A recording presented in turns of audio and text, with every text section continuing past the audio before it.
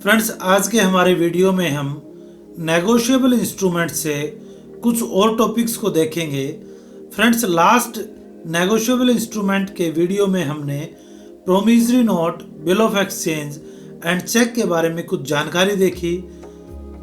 हमने इन इंस्ट्रूमेंट्स में होने वाली पार्टीज को समझा, चेक में इंडोर्समेंट, टाइप ऑफ चेक को देखा।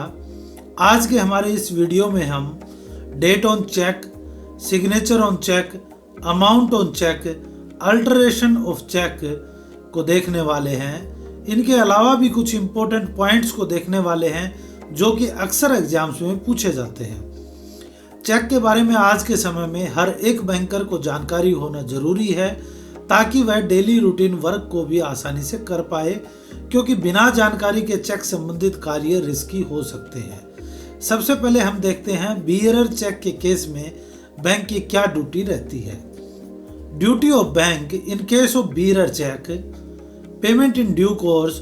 If bearer cheque is endorse, bank should ignore endorsement. Bearer cheque का पेमेंट हमें ड्यू कोर्स में करना चाहिए। पेमेंट इन ड्यू कोर्स को हम आगे वीडियो में देखने वाले हैं। यदि बियरर चेक को इंडोर्स किया गया है तो बैंक इसे इग्नोर करेगा, क्योंकि बियरर चेक में इंडोर्समेंट नहीं किया जा सकता। नेक्स्ट, किसी भी चेक को ऑनर करते समय बैंक की कुछ ऑब्लिगेशंस होंगी। Obligations of bank under section 31 NI act. Bank के ऑब्लिगेशन को नेगोशिएबल इंस्ट्रूमेंट एक्ट के सेक्शन 31 में बताया गया है। To make payment of cheque issued by customer, customer द्वारा इश्यू किए गए चेक का पेमेंट किया जाना चाहिए। Next, subject to fulfilment of conditions of customer, customer की सभी कंडीशंस को फुलफिल किया जाना चाहिए। Next, if a bank dishonour the cheque without any satisfactory reason, bank is liable for loss of damage.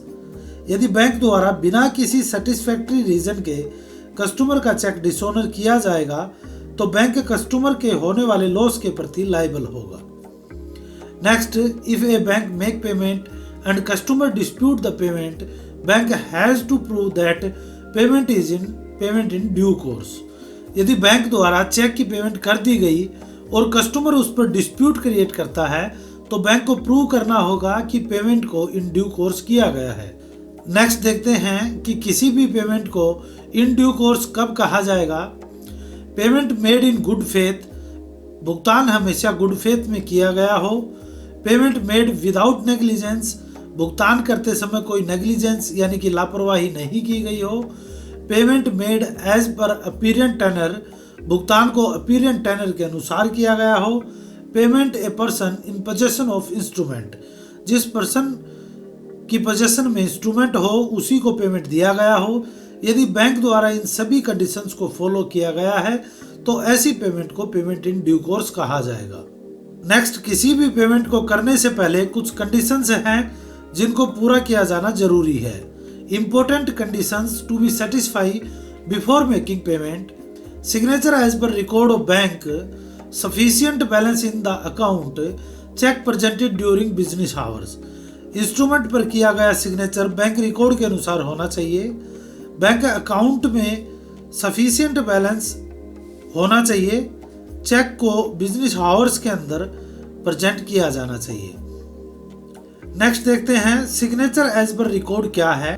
Signature should not be forged signature. Payment can made on different signature, then customer can not claim. Signature नकली नहीं होना चाहिए, account holder द्वारा किया जाना चाहिए और bank record से भी मिलना चाहिए। यदि अकाउंट होल्डर द्वारा सिग्नेचर किया गया है लेकिन बैंक रिकॉर्ड से मैच नहीं होता तो ऐसे में यदि डिस्प्यूट क्रिएट होता है तो कस्टमर बैंक से क्लेम की डिमांड नहीं कर सकता। Next, minimum balance condition not apply for cheque payment. Cheque payment करते समय मिनिमम बैलेंस की कंडीशन अप्लाई नहीं होगी, यानी कि यदि चेक की पेमेंट करते समय बैलेंस मिनिमम बैलेंस से कम है तो भी चेक को पास कर दिया जाएगा। नेक्स्ट देखते हैं कि जब चेक को आफ्टर बिजनेस आवर प्रेजेंट किया जाए, cheque presentation after business hours, payment to pay not to be made, it is not a payment in due course. If made, customer incur loss, bank liable। यदि cheque को after business hour payee द्वारा present किया गया है तो payment नहीं की जाएगी, क्योंकि यह पेमेंट इन ड्यू कोर्स नहीं माना जाएगा। यदि पेई को पेमेंट कर दी गई है तो कस्टमर को होने वाले लॉस के लिए बैंक लायबल होगा। Next, payment to drawer, bank discretion, bank can refuse और made if payment is made later on garnishee order और attachment order is received, bank is not liable. यदि cheque after business hour drawer द्वारा present किया गया है तो यहाँ bank के डिस्क्रिशन पर है कि वो पेमेंट को कर भी सकता है और इसको रिफ्यूज भी कर सकता है। यदि पेमेंट कर दी गई है और इसके बाद में गार्निशी ऑर्डर या अटैचमेंट ऑर्डर रिसीव होता है तो यहाँ बैंक लायबल नहीं होगा। नेक्स्ट हम देखते हैं date on cheque. First, antedated cheque, a cheque with a past date, it is valid cheque, it is paid within validity. Antedated cheque वह चेक होगा जिस पर आज से पहले की डेट लिखी है। यदि चेक विद इन वैलिडिटी है तो यह वैलिड चेक होगा। Next, post dated cheque, a cheque with future date, it is valid mandate, it can not be paid before it date. Post dated cheque वह cheque होगा जिस पर आज के बाद की फ्यूचर की डेट लिखी है तो उसे पोस्ट डेटेड चेक कहेंगे। इस चेक पर लिखी डेट से पहले इसे पे नहीं किया जा सकता। नेक्स्ट है stale cheque, it is a cheque which has expired validity maximum 3 month as per RBI. RBI के आदेशों अनुसार 1 अप्रैल 2012 से चेक की वैलिडिटी 3 महीने है। ऐसा चेक जिस पर आज से 3 महीने पहले की डेट लिखी हो उसे स्टेल चेक कहा जाएगा। If validity period is stated to be more than 3 month, it will be restricted to 3 month only. यदि चेक पर मेंशन कर दिया जाए कि यह valid for more than 3 month है तो भी चेक की वैलिडिटी को 3 महीने के लिए ही माना जाएगा। Next, if validity period is state to be less than 3 month, 2 month, it will be restricted to 2 month only. यदि चेक पर मेंशन कर दिया जाए कि वैलिड फॉर 2 मंथ यानी कि लेस देन 3 मंथ, ऐसे में वैलिडिटी को 2 महीने माना जाएगा। Next, impossible date, where date written on cheque is non existence, date cheque, date treated as last date of month, paid on last date और validity period start from last date of month. जब cheque पर ऐसी date लिखी गई हो जो कि non existence है, ऐसी डेट को इम्पॉसिबल डेट कहेंगे। जैसे कि यदि डेट 30 फरवरी 2021 लिखी गई है तो यह इम्पॉसिबल डेट है। ऐसी डेट को उसी मंथ की लास्ट डेट मान लिया जाएगा और वैलिडिटी पीरियड भी मंथ की लास्ट डेट से ही स्टार्ट किया जाएगा। Next, cheque with incomplete date, where cheque signed but some other particular such as date, name और पेई और amount is not stated, it is called inchoate instrument. जब cheque पर date को लिखा ही ना जाए तो इसे इनकम्प्लीट डेट कहा जाएगा। इस तरह के इंस्ट्रूमेंट को इंचॉइट इंस्ट्रूमेंट कहा जाएगा। नेक्स्ट देखते हैं signature on cheque, forge signature, it is not the mandate of customer, bank can not debit the customer account, if debited no protection is available to bank in any circumstances. Forge cheque को customer का mandate नहीं माना जाएगा, इसलिए forge cheque से bank customer का account debit नहीं कर सकता। यदि बैंक द्वारा अकाउंट डेबिट कर दिया गया है तो इसमें बैंक को किसी तरह की कोई प्रोटेक्शन नहीं मिलेगी। Next, different signature by customer, it is a valid mandate of customer, bank has no obligation to pay such cheque as per section 31 of NI act, if bank make payment customer can not ask for refund. यदि customer signature bank record से match नहीं करता है लेकिन किया गया customer के द्वारा ही है तो यह वैलिड मैंडेट होगी। As per section 31 of NI act, इस तरह के सिग्नेचर पर पेमेंट करने के लिए बैंक बाध्य नहीं है। अगर बैंक पेमेंट कर देता है तो कस्टमर रिफंड के लिए डिमांड नहीं कर सकता। नेक्स्ट हम देखते हैं alteration of cheque. Material alteration, dilute basic instruction of drawer, bring change in basic character of cheque. जब किसी चेक पर बेसिक कैरेक्टर में कोई बदलाव किया जाए उसे मटेरियल अल्टरेशन कहा जाएगा। Non material alteration, completion of incomplete cheque by holder और पेई, जब होल्डर या पेई के द्वारा इनकम्प्लीट चेक को कंप्लीट किया जाए तो इसे मटेरियल अल्टरेशन नहीं कहा जाएगा। Next, crossing of uncross cheque और conversion of general crossing to special crossing. Uncross cheque को क्रॉस किया जाए और जनरल क्रॉसिंग को स्पेशल क्रॉसिंग में बदला जाए तो भी इसे मटेरियल अल्टरेशन नहीं कहा जाएगा। Conversion of bearer to order cheque, bearer cheque को ऑर्डर चेक में बदला जाए तो भी मटेरियल अल्टरेशन नहीं होगा। नेक्स्ट, कुछ ऐसी अल्टरेशन जिनको मटेरियल अल्टरेशन माना जाएगा। कन्वर्टिंग ऑर्डर टू बियरर, जब ऑर्डर चेक को बियरर चेक बना दिया जाए तो इसे मटेरियल अल्टरेशन माना जाएगा।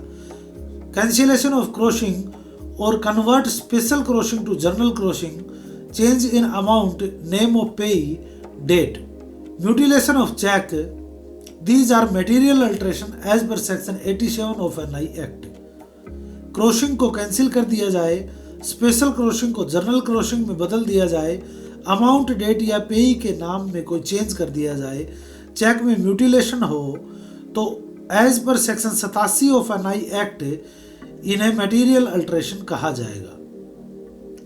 Alteration by drawer, as per CTS cheque should not be allow even by drawer, only drawer can revalidate. CTS cheque में अल्टरेशन को अलाउ नहीं किया गया है, ड्रॉवर केवल चेक को रिवैलिडेट कर सकता है। Next, as per section 89 of NI act, protection of paying bank for material alteration cheque. Paying bank को मटेरियल अल्टरेशन में कुछ कंडीशंस के साथ प्रोटेक्शन मिलती है। ये कंडीशंस हैं, alteration is not visible even when cheque is examined with due care. जब अल्टरेशन विजिबल ना हो और चेक को अच्छे से एग्जामिन करके पेमेंट की गई हो तो बैंक को प्रोटेक्शन मिलता है। चेक के एग्जामिनेशन के लिए अल्ट्रावायलेट लैंप का यूज किया जाएगा। Use of ultraviolet lamp as per fraud prevention guideline of RBI of ₹2 lakh and above should be examine under UV lamp. RBI की फ्रॉड प्रिवेंशन गाइडलाइन के अनुसार 2 लाख या इससे ज्यादा की अमाउंट के चेक को अल्ट्रावायलेट लैंप से एग्जामिन या चेक किया जाएगा। Next, fraud prevention, bank should use CTS compliance cheque above 2 lakh examine by ultraviolet lamp above ₹5 lakh passed by using multi level checking. Bank द्वारा 2 लाख से ज्यादा के चेक में सीटीएस कंप्लायंस को फॉलो किया जाएगा। 5 लाख से ज्यादा का चेक अल्ट्रावायलेट लैंप से एग्जामिन किया जाएगा और इसमें मल्टी लेवल चेकिंग के बाद ही चेक को पास किया जाएगा। नेक्स्ट देखते हैं format of cheque not given in any act, it is simply as per practice. Design of CTS cheque is approved by RBI CTS 2010। Cheque के लिए फॉर्मेट को किसी एक्ट में नहीं बताया गया है। सीटीएस चेक के डिजाइन को आरबीआई द्वारा अप्रूव किया गया है।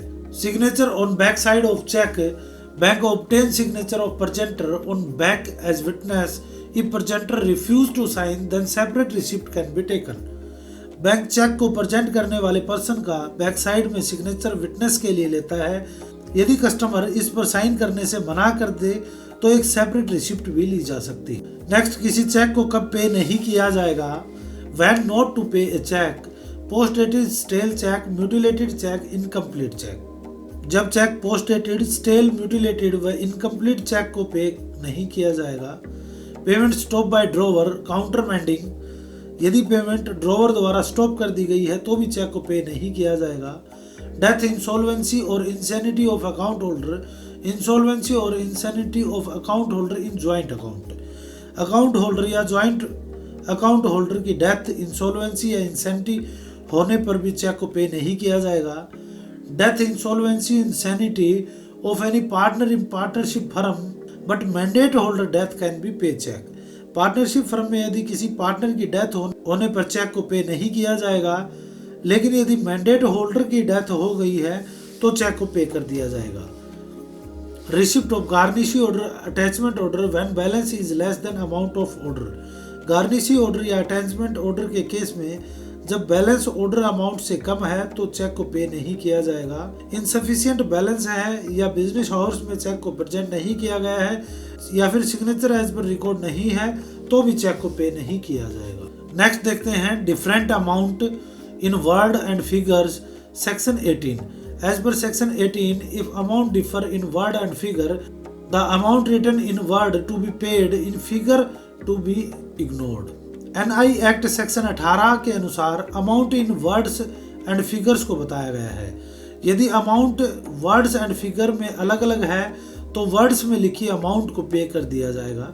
As per CTS 2010 guideline of RBI legal and courtesy amount, RBI की CTS 2010 की गाइडलाइन के अनुसार 2 टाइप की अमाउंट को बताया गया है। Amount written in words legal amount, words में लिखी गई अमाउंट को लीगल अमाउंट कहेंगे। Amount written in figure courtesy amount, figure में लिखी गई अमाउंट को कोर्टेसी अमाउंट कहेंगे।